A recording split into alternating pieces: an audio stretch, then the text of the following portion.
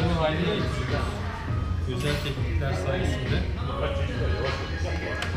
Ispanaklı, peynirli ve soğanlı bir gözleme. Vay.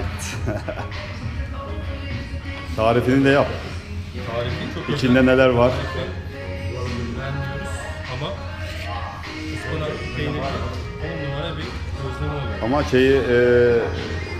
tereyağını biraz daha fazla olursa süper oluyor bence çünkü daha güzel oluyor. Tereyağı Kuruluğunu alıyor, kuruluğunu alıyor. Aynen.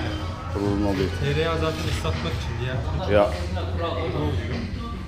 Zaten biz biraz korktuk galiba kameraya ayarlarken ama yine de gayet servis yapacağız.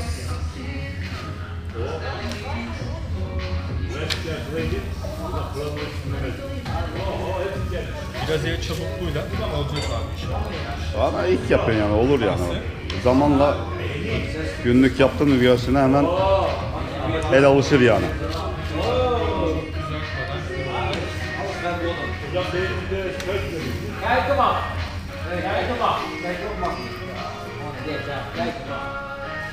Pişirmeye doğru.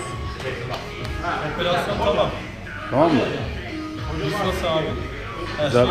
Açmana gerek yok. Malzeme hazır. Ya işte o iyiliği var işte. Önemli nasıl? Yoksa sen bunu açmakla yani çok uğraşırsın. Hızlı bir şekilde Aynen. servis yapacaksın.